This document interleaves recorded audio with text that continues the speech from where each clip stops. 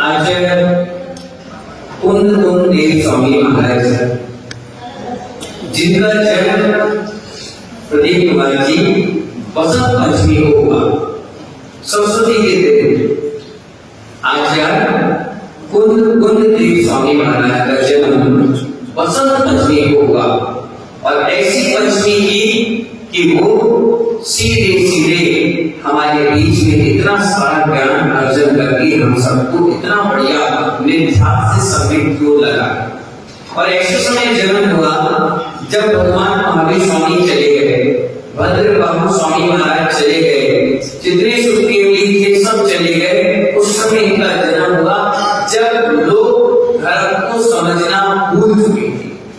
जिसको जो अच्छा लग रहा था वो उसको अपना रहा था, या ये कहो कि बिना राजा की सेना दौड़ रही थी और ये आकर के बैठ गए और बैठकर इन्होंने 84 पाउंड हमें दे दिए।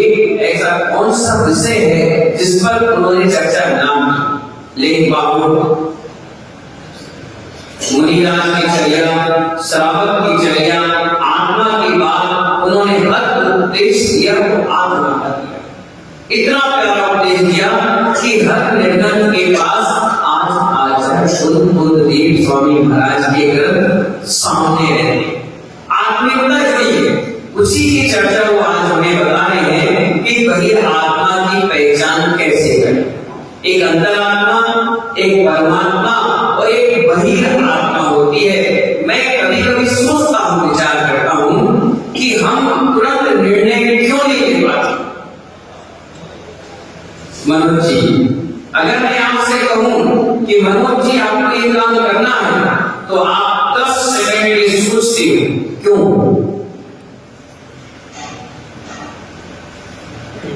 क्यों सोचते हो?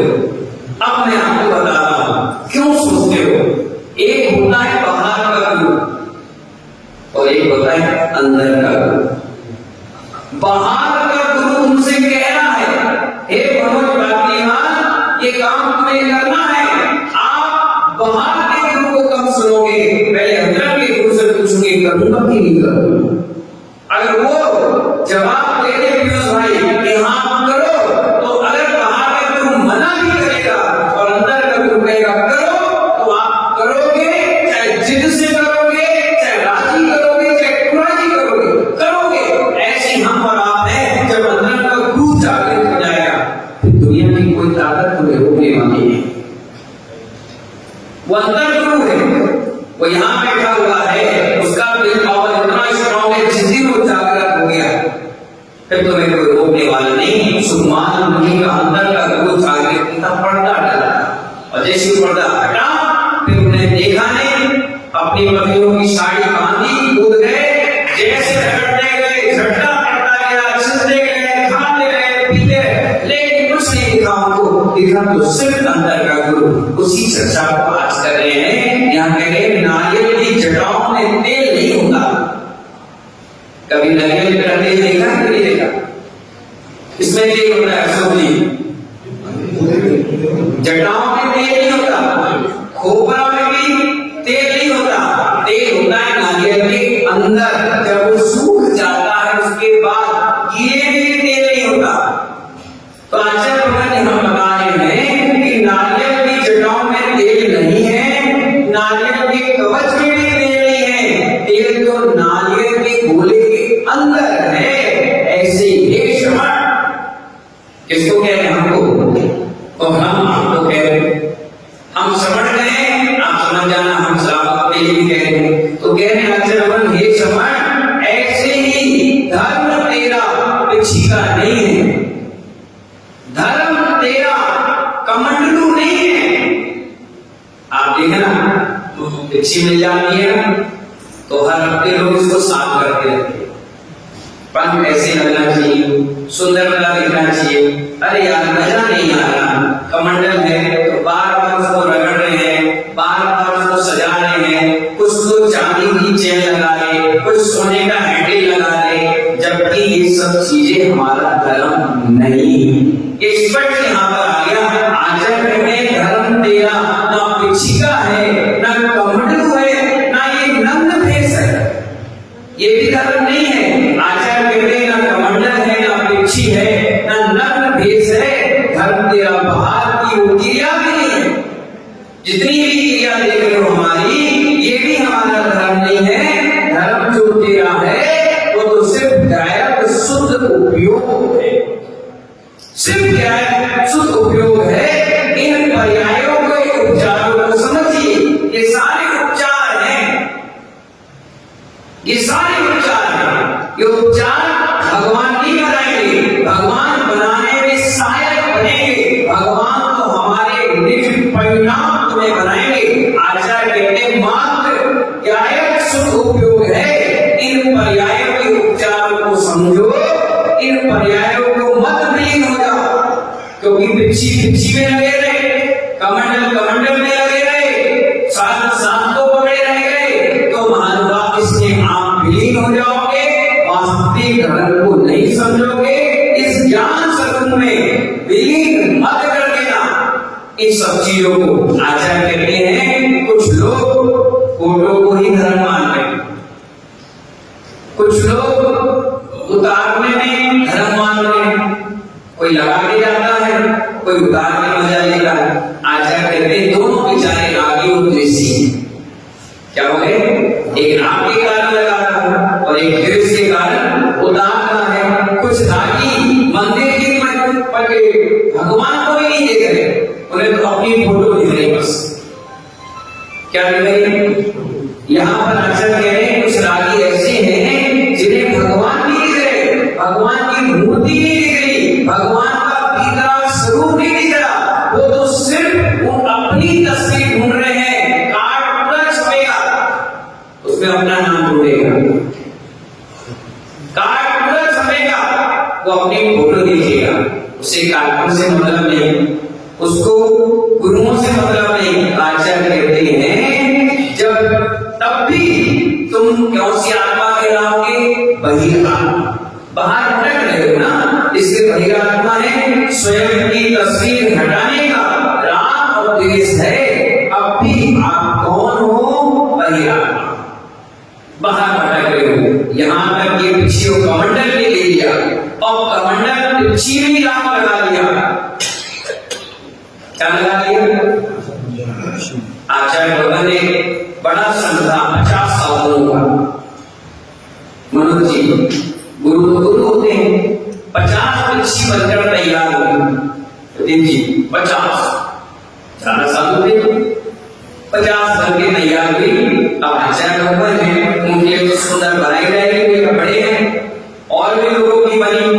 तो आचार्य जी ने लाइन से सब बंधवा दी खंबे से और बैठ गए।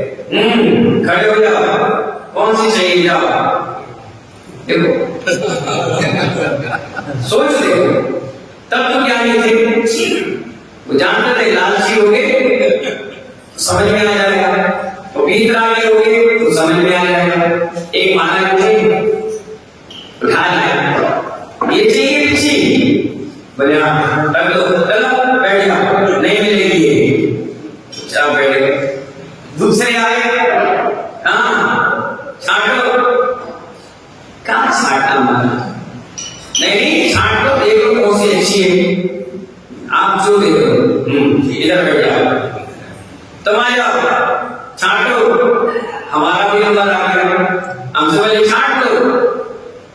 मैंने कहा छाट लो, मैं समझ गया परीक्षा ले गए, मैंने कहा आप ही छाट के दिए भाई, दूध देंगे गुरु अपने आप से देंगे, भाई हम क्यों छाटेंगे? मैंने कहा हम क्यों छाटेंगे, जब कीचड़ में आप नहीं गिर रहे तो हमें क्यों धकेल रहे, हम तो बिल्कुल नहीं गिरेंगे। बोले हाँ अब ठीक है, तुम यहाँ बैठ जाओ, कल तो परफेक्ट हो। पेन भी दिया, एक आया सोना लगा हुआ पेन, एक चांदी लगा हुआ पेन, एक सादा पेन। तो हमसे बोले हाँ लाइसेंस आ गया जी, खड़े हो जाओ। मैंने कहा पेन ले लो, मैंने कहा हमें नहीं चाहिए। बोले क्यों? मैंने कहा मेरे पास है। अरे ले लो, मैंने कहा नहीं, अरे ले लो, मैं बिल्कुल नहीं। बोले ठीक है हम तो चेक कर रहे हैं, चेक कर रहे हैं, बिल्कुल नहीं चाहिए। बोले क्यों नहीं चाहिए? इतना बढ़िया सोने का चांदी का सब बढ़िया बढ़िया पेन आए हैं, दीपा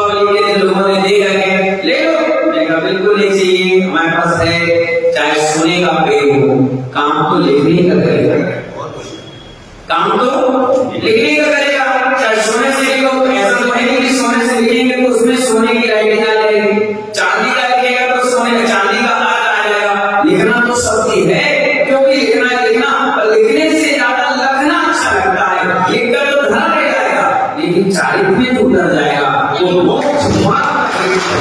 तो आचार्य लोग यही बता रहे हैं कि रागी सिर्फ प्रतिमा को नहीं देख रहा, उस प्रतिमा के पीछे लगी अपनी फोटो को देख रहा है कि मेरी फोटो लगी कि नहीं लगी। अरे अपनी निज की तस्वीर लगाने का राग है, तब भी तू वही आत्मा है, और स्वयं की तस्वीर हटाने का काम कर रहा है तो देशी चालू हो गया। अब तू भी वही आत्मा की कोटि में आ गया। एक आत्मा आचार्य कौन देख रहे हैं, किससे? मुनियों से। एक आत्मा जो आत्म स्वरूप से दूर बेचारे भाग रहे हैं, उनको निज आत्मदेव पर दया नहीं आ रही, आत्म तत्व का निर्णय नहीं है, तो मानो आप अब भी भरे आत्मा में घूम रहे हो। मुनि बन गए, दिगंबर बन गए, घर भी छोड़ दिया, सब कुछ बाउंड्री लाइन पर आकर खड़े हो गए, पर अब भी डूब गए, तो फिर जीवन में कोई मुनि बनेंगे नहीं। कहेगा जब ये मुनि डूब गए तो फिर हम श्रावक क्या करेंगे? इसलिए हे मुनि मुनिराज, हे श्रवणराज, तुम ऐसे काम करो कि इस रात और देश के पक्षों से बिल्कुल निकल जाओ। आचार्य भगवान कह रहे हैं मित्र, आत्म गुरु को निहार लिया है। क्या कह रहे हैं? आत्म गुरु को निहार लिया है, वह गुरु के राग से भी दूर हो जाता है। किससे दूर हो जाता है जल्दी जी? गुरु के राग से भी दूर हो जाता है जिसने आत्म गुरु को निहार लिया। बहुत बड़ा उदाहरण आपको देते हैं, दीपावली को यहाँ पर सब्जेक्ट आएगा। बताइए, भगवान महावीर स्वामी सुबह मुझे चलिए, कहाँ चलिए? शाम को 6 को क्या हो गया? ज्ञान हो गया। अब महानुभाव कहा गया कि गुरु के जाने के बाद आप रोए क्यों? आप उदास क्यों हुए? आप मन में चिंता पैदा क्यों की? अरे महानुभाव आ जाता है। अरे नहीं आना चाहिए। क्यों आया? नहीं, एक तो नहीं आना चाहिए। अब उदाहरण डॉक्टर गौतम स्वामी का सुनिए कि गुरु तो गए, उनके जाते ही उनको इतना जबरदस्त बैराग, इतना जबरदस्त उपयोग में घुस गए, वो इतनी गहराई में उतर गए कि भगवान की वाणी उतनी देर की गहरी हो पाई, और शाम के को केवल ज्ञान होकर किसी व्यक्ति को भी मां जिमाई का स्वाध्याय से वंचित होने नहीं दिया, और इतने गुरु के गहराई में उतर गए। ये नहीं कहा कि भगवान महावीर स्वामी आप चले गए, हमें भी ले जाते। अरे बताओ, अगर मोक्ष में पैर पकड़कर कोई जाता तो सब एक दूसरे के पैर ही पकड़ लेते। देखिए, पैर नहीं पकड़ा जाता, अपने कर्मों से छुटकारा पाया जाता है कि गुरु ने जो मार्ग बताया है उस मार्ग पर चलना है। गुरु को पकड़ो, कब तक? जब तक नाव में बैठे हो, और जितनी नाव से पहुंच गए तो नाव को भी छोड़ा, गुरु को भी छोड़ा। अब तुम्हारा निज आत्म गुरु जो है वही सब करता है। आचार्य कह रहे हैं गुरु श्रद्धा का पात्र है। क्या का पात्र है? श्रद्धा का पात्र है, गुरु विश्वास का पात्र है, और गुरु और शिष्य श्रद्धा और श्रद्धे का संबंध है। क्या का संबंध है? श्रद्धा और श्रद्धे का संबंध है, परंतु एक दूसरे से राग की पुष्टि या आत्मा का धर्म नहीं है कि दिन भर गुरु को पकड़े रहे। अब समय कर रहे गुरु जी, अरे भैया क्या कर, हम तो ऐसे ही आ गए। ऐसे क्यों आ गए भैया? हम सोचे आप अकेले हो गए। अरे अकेले बैठे हो भैया, हम दीक्षा अकेले के लिए लिए है, भीड़ के लिए नहीं लिए। अब कुछ समय तो हमें अपने लिए छोड़ दो, चले जाए। नहीं भैया, गले में बैठ जाओ साथ में। कुछ धर्म हम भी तो करें।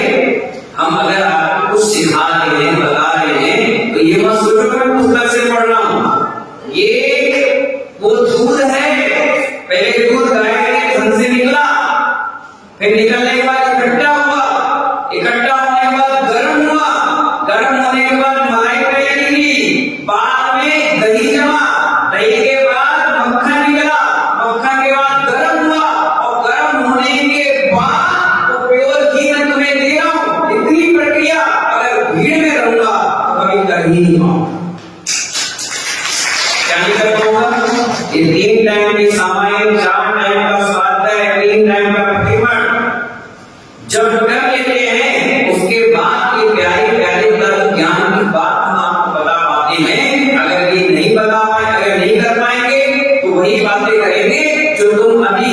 घर में करके आए। जो आप गृहस्थी में कर रहे हो, तो ये व्यक्ति घूमने के लिए है, ये गृहस्थी की बातें सुनने के लिए नहीं आए। अगर गृहस्थी की बातें सुनना होती तो इनकी पत्नी काफी है, इनके बच्चे काफी है, इनके मित्र और इनके फ्रेंड सर्किल काफी है। अगर हमारे पास आए हैं तो दो बातें तत्व ज्ञान की सुनने आए हैं। अगर सुन लेंगे तो यही आत्महित के कारण बन जाएंगे। और आज नहीं, जिस दिन तुम मरण अवस्था में होंगे और अंतिम जीवन की सांस चल रही होगी, उस दिन ये ज्ञान तुम्हें निकाल लेने का कार्य बनेगा। और देखिए, जब आप कभी बीमार पड़ जाते हैं तो ये सारे प्रवचन तुम्हें याद आते हैं जो मन से सुन के। तो आचार्य भगवान यही कह रहे हैं कि ये आत्मा का ये धर्म नहीं है, ये पर्याय के राग में मत उलझो। ये पर्याय है, गुरु के लिए पर्याय है, हमारे लिए पर्याय है, आपके लिए पर्याय है। इस पर्याय में मत उलझो, समझो हे मुनि हे हरिका, इतना तत्व समझ लेना, वरना तुम्हारा पूरा का पूरा जीवन तस्वीर लगाने और निकालने में लग जाएगा। इस पर्याय को समझ लो। जो ज्ञान गुरु है उसको समझ लो। जो तन्मूल कण है वो ज्ञायक स्वरूप है, परम परिणामी भाव है, जिसको चित्तवरे परिणाम ही नहीं है। जहां चित्त कहाँ है, सब के सब वही आत्मा भाव में भटक रहे हैं। आचार्य कुंकुम ने कह दिया, स्पष्ट कह दिया कि आप बातों की चूड़ियों में मत उलझो, पर्याय की व्यवस्थाओं को समझ लो और न ज्यादा अपने गुरु से राग करो, न किसी व्यक्ति से द्वेष करो। आप तो अपने निज आत्मस्वरूप के चिंतन में रहो, ज्ञान ध्यान में रहो, और जो आता जाए सिर्फ भला और अच्छे हितैषी प्रिय अच्छे वचन और ज्यादा से ज्यादा उनको तत्व ज्ञान से जोड़ो। जो जितना जुड़ा जाएगा तत्व ज्ञान से, वो वीत राग परमाणु में निकलता चला जाएगा। जितना हो सके अपने परिवार की संख्या बढ़ाओ। किसकी बढ़ाओ?